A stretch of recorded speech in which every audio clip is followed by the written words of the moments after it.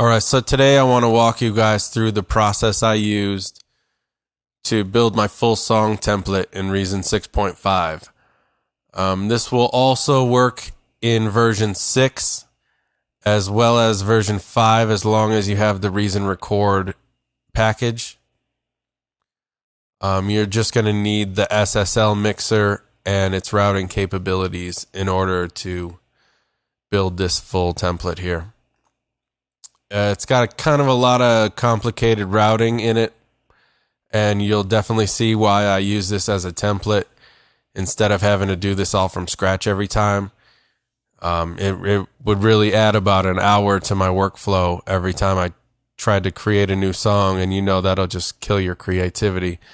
So this has got everything from, building my scratch drum kit to, my sample package, chopping up record samples if I need, or Rex loops. I can build my own synthesizers from scratch, and then I can get into my full mix down with all my stem mixes and a full effects send section and a mastering suite, a pretty elaborate mastering suite for my final bounce before I print out to track. So, there's again, as I said, a lot of complicated routing, and it's really for the more advanced user. Also, if you haven't watched the first 2 tutorials I've done where I taught you how to build this full drum kit, the blank drum kit with the Kong drum designer, and in the second, I went through the process of building this MPC style chop machine, sample chop machine. I'm going to be pulling those up as my saved out combinators, and if you don't have those pre-built, you're not going to be able to do that part of this tutorial with us. So if you want to go back and watch those real quick, the links are right here. And then when we get to that part of this tutorial, you'll be able to just pull up those saved files and keep right up to speed with us here. Next off, if you guys want to get a jump start on downloading a couple little things here that I'm using, these are free on the internet. The 2 links are right here. This one here is a spectrum analyzer. It's the first link there. And this is really great to get my frequency readout for my final mix. And this second one is a mid-side processing unit, which, if you don't really know about that, I'll kind of explain it a little when we go into building this mastering section. So download those 2 things there, and you'll get a quick jump start on what we're doing, and you'll be able to just pull them up and fly through the full tutorial with me, so it doesn't take a full hour to try to go through everything. All right, let's get into building this thing. So we're going to come up here to the File menu, choose New from Template, and select Empty plus Effects. Just pull down the sequencer window because we really don't need it for now. And then right off the bat, I'm going to come in here and delete all 4 of those effects units that got put in there automatically, just so we can start off with a clean slate. I'll come up to the top where your hardware interface is and select Audio In and Out. And we're going to change this audio input 1 and 2 selected here to the audio output 1 and 2 over here. Now, all that's really going to do is change this VU meter here from reading whatever my microphone channel input may be to now reading the master output of my full mix.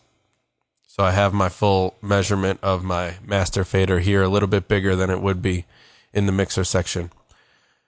Come down, we'll close that up real quick and come down to the master section, open Programmer, and change this from default mastering suite to the 8-band parallel compression, and close that back down again. Leave this bypass because we don't want to use it until our mix has been done before we start compressing our dynamic range and everything. Real quick, this is just how I start off my tracks.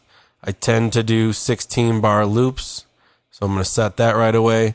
I know I want my click and my pre-roll to be set, and I tend to start out my tracks around 130, give or take. So now that stuff's all in there, pre-programmed, and it's going to be set as soon as I open up my template. Let's flip the rack around, hitting the tab button. And anybody who doesn't know about this section here on the back of the mastering section, this is where your send and return effects are placed. And then they're mapped out to these 8 send effects up in your mixer. So if you have an audio channel or an instrument, whatever, you can use these selections and faders to control how much of each of those effects go into each channel on your mixer. But because you're using all the same effects per every channel, it gives you more of a glued together sound on your final mix, and everything sounds like it belongs in the same room. So let's close the mixer down again for some screen space, and we're going to come up to the master section, right click, select an M-class compressor, create 2 RV7000 reverbs, create an echo machine,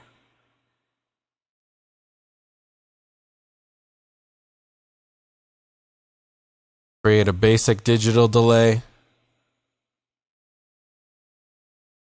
create a Scream 4 distortion.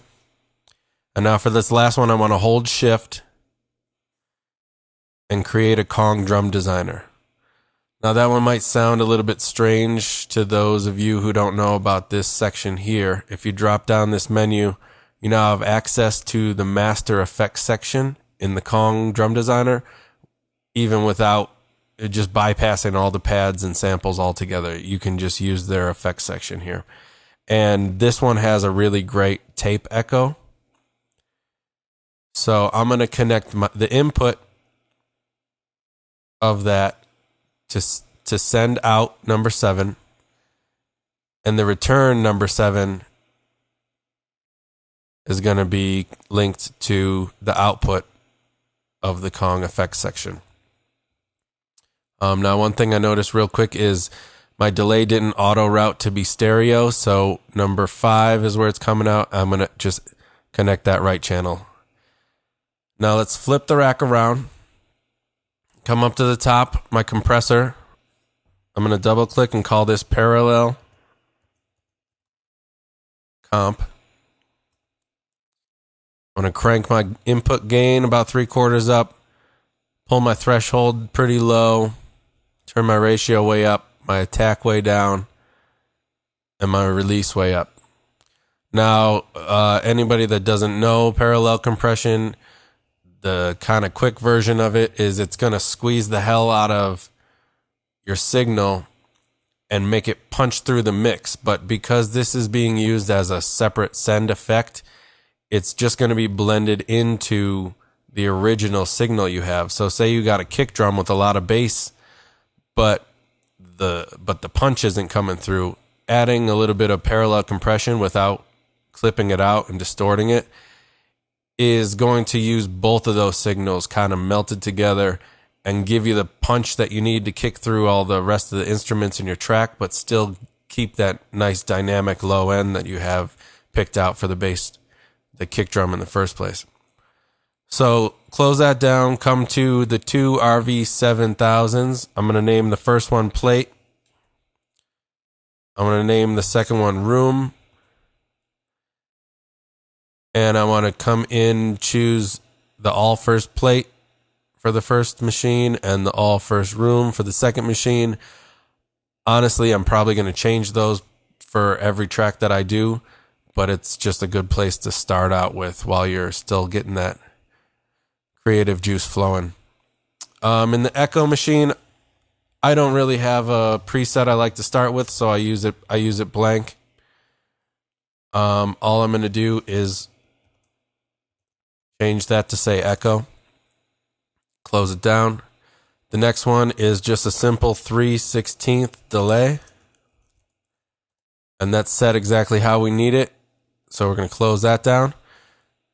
Onto the Scream 4, I'm going to call this tape saturation. And if I move my dial over to tape here, I'm going to leave my damage control because I'm going to affect that differently depending on the track I'm working on. I'm going to boost my speed, my parameter 1 up pretty high. I'm going to put my parameter 2 right around the middle because that, again, is going to be different for every track. And all this is going to do is kind of create the warmth that you would get recording on the tape on any one of your mixer channels up here. Just by selecting that tape saturation, it's going to warm up that channel a little bit. Then right below that is the Kong Drum Designer. Again, I said we were going to use this because if you drop down this mastering section and choose the tape echo, it's got a really nice sound to it. You can do some creative things or just give a little bit more body to whatever you're using it on. And I'm going to just relabel that to say tape echo.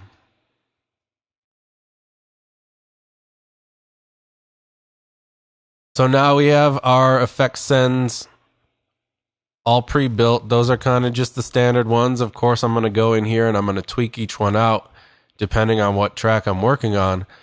And I've also, as you can see up here, left one space open because, you know, sometimes I just feel like throwing a weird effect in there that I wouldn't use on most of my tracks. And this is just, the purpose of this is to have a basic template that I start out with that works across every new track that I begin writing. So now that that's done, let's get on to the mastering section. So we want to come over here to the second rack, right click while holding shift and create effect. And now this is where we're going to add the mid-side processor that I had you guys download at the beginning of the video. If you didn't download that, then here's the link to it. Just pause the video, go download that really quick. It's a free plugin by a guy named Pef. That's all I know him by is Pef. But it's a brilliant design.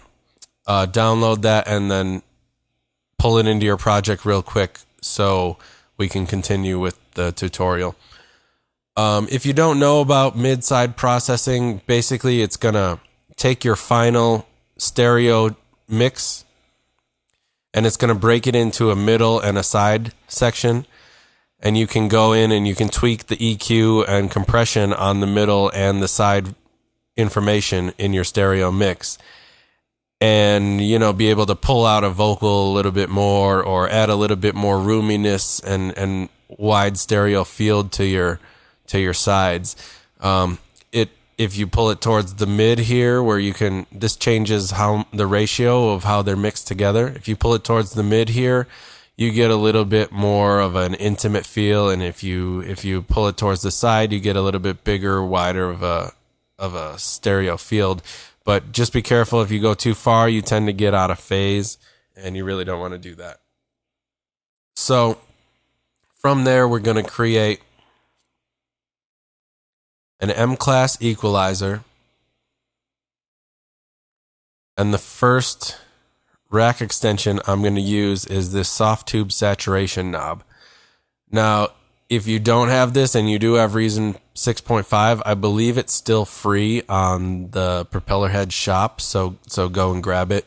I know it was free when they first came out with it. Hopefully it still is. But it's really just, if you don't have it, it's really doing the same thing as this tape saturation over here that we built in our send effects. If I put it on this warm up patch, it's just this one sounds a lot cleaner and it's a little bit easier to use. So again, if you've got it, it's really nice to put here. It's going to warm up your final mix a little bit like it's being put out onto tape. But if you don't have it, just build this Scream 4 unit again and place it in there, and you're going to get pretty much the same effect out of it.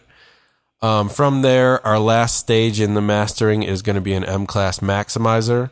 I'm going to turn on the soft clip and the look ahead. And then our final mastering stage is pretty much ready to go. For some reason, when you route this all out this way, your combinator input gets connected to the maximizer, which obviously we don't want. So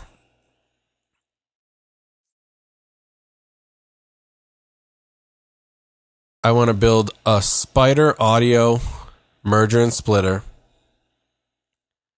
And I want to come from the output of my maximizer into that merger splitter. Okay? Now, this master out here in the mastering section, I'm going to drag over to the first output of the splitter.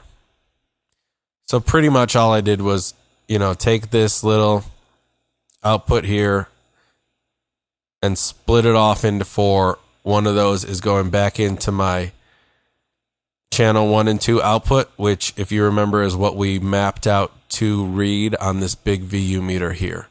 So this whole mastering section is going to come out to this VU meter here and be your final measurement tool.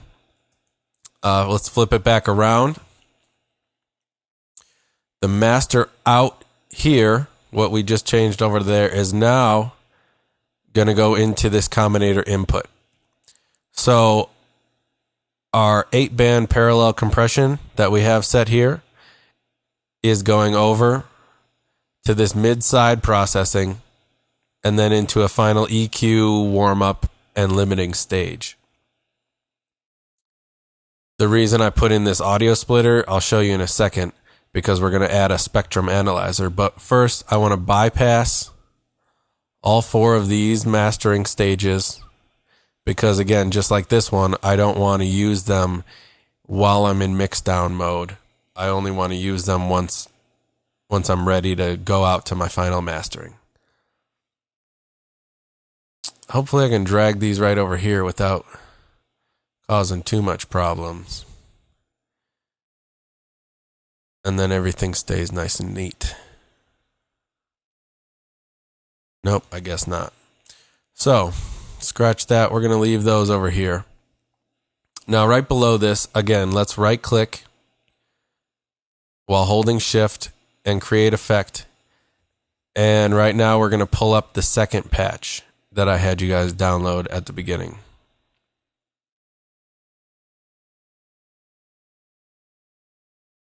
The Spectrum Analyzer 32.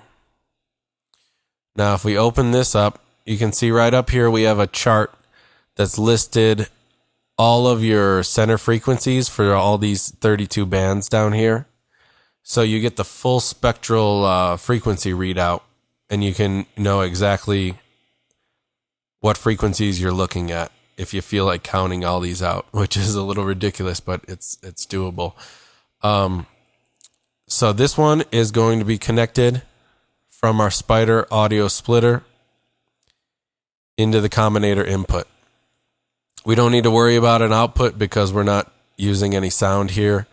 Our sound is routed through to here already. All we're doing is getting our frequency readout here.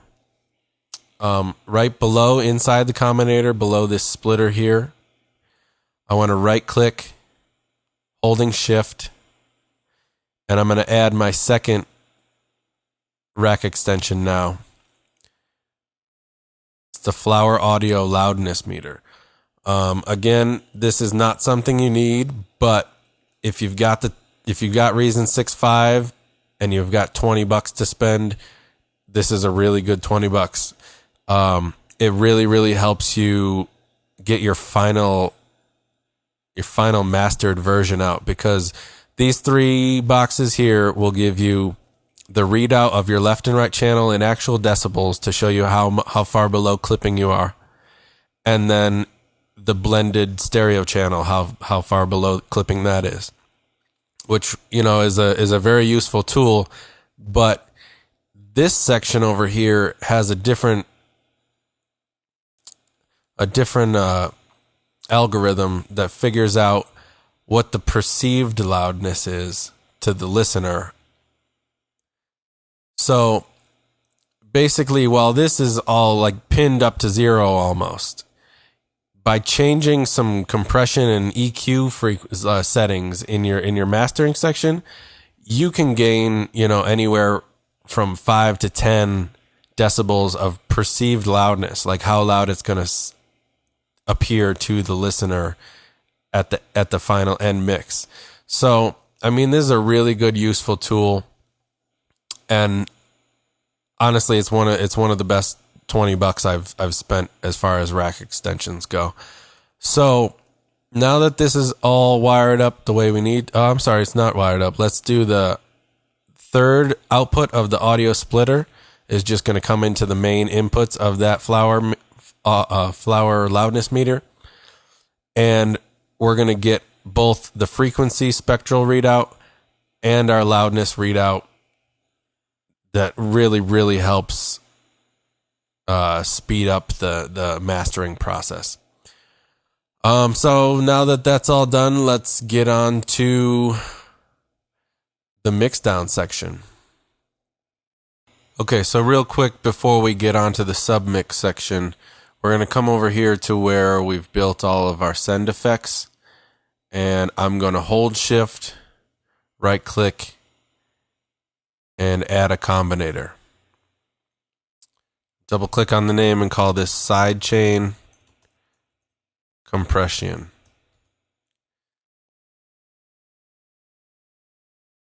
Now inside of it, I want to right click, also holding shift again, and create a red drum computer. And in my first sample bank, I'm just going to go in here and choose a loud kick drum.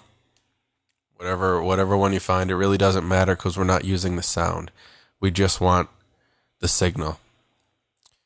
If we come down to the sequencer, I want to put a hard hit on 1, 5, 9, and 13. So we have a 4 on the floor pattern.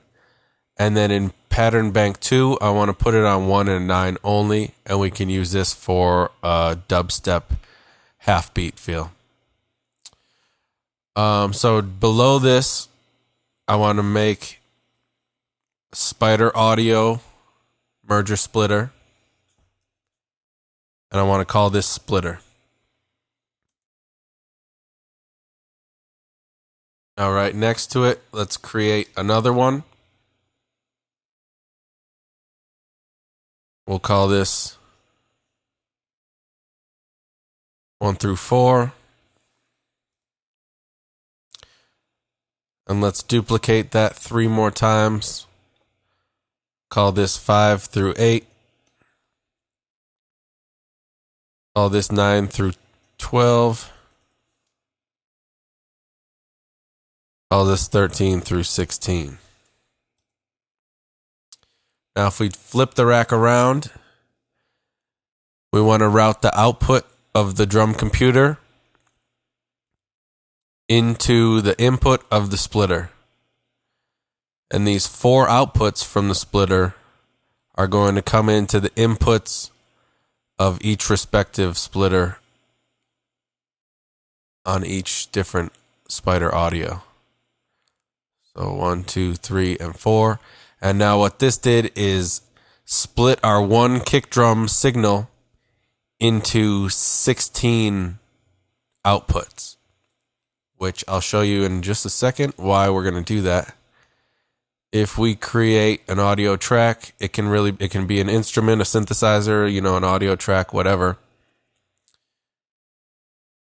And you see right here where it says dynamics, this is an input which will control the compressor of that channel in the mixer. So if we go to that dynamics input, right click on it, come down to this sidechain compression, and choose one of the open outputs, You see that routed to the compressor here. And if we come up into the mixer channel for that audio track, you can see this key is illuminated, which means that kick drum hitting every quarter note is triggering this compressor. So if this is on, I usually turn up the ratio, turn down the threshold, and you get that nice pump and dance bass that works really, really well. And that way, when you have a bunch of mixer channels all set up together, it's real easy to flip them on and off and use a bunch of sidechain compression without having to create an individual drum computer and compressor for every single instrument you want to do. It's, if you want to change it to dubstep, all you have to do is switch this pattern, and now instead of changing all your 4 on the floor side chains in every instrument you have, it's one simple click that you could even automate if you wanted to.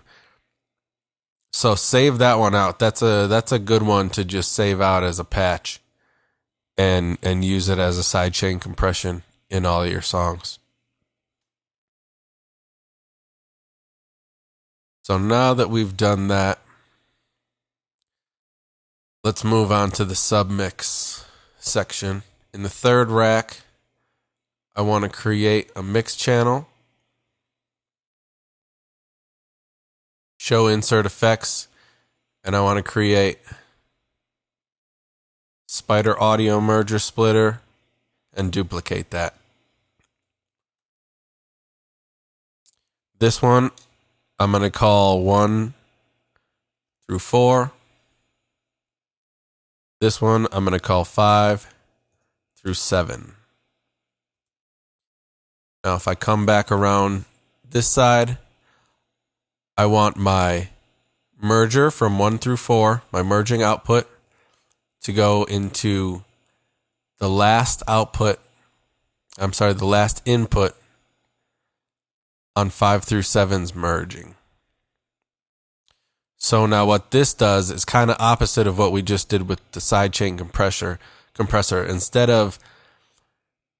of splitting up the signal into 16 parts, this one is going to take 7 of our vocal parts, or of 7 of any part, instruments, basses, synthesizers, and merge them all into one output that's right here. And this now will come up into the mixer channel. So now when we build a few more of these, I'll show you exactly why we're doing this. Let's duplicate that. Let's make 8 of them. All right, 1 through 4. I think I did one too many.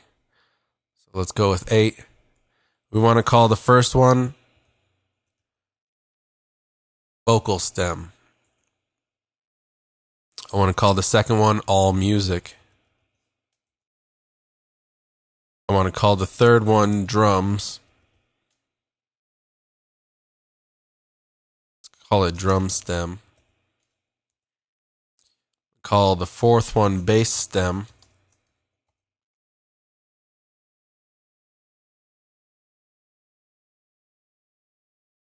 I'll call the fifth one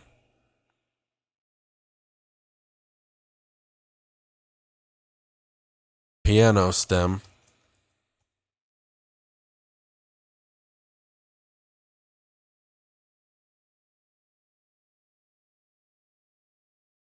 I'll call the fifth one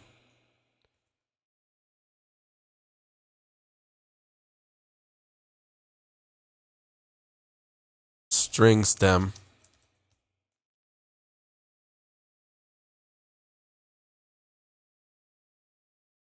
Call the seventh one synth stem. And we'll call the last one effects stem. So now you see what we did is kind of build our own mini mixer, since each one of these stems here has 7 inputs merging all together. And if you wanted to add some more mergers here, if you have a really, really big session, that's very easy. But 7 per each of these categories tends to be more than enough for me in most mixes. And we want to make sure these are all color coordinated and together, so it's really easy to shoot to it in your mixer once your mixer starts getting really big here, and just be able to pinpoint it and work through your flow with nice, good speed. So one more thing that we have to do here with the all music is come direct out from each one of these mixer channels. Every one of them except for the vocals. Because at the end of my mix, once I've got my instrumental mixed down the way I want to, sometimes I want to turn down all that music just a little bit so my vocals can stand out on top without clipping and being distorted. So this helps me do that. Now, technically, my two final channels are this music and this vocal. And those two ride out to my main master fader. So these are really your last two lines of defense in your mix. Once we get on to this next section, we'll learn how to pull all this stuff together and then start making this template a real power horse.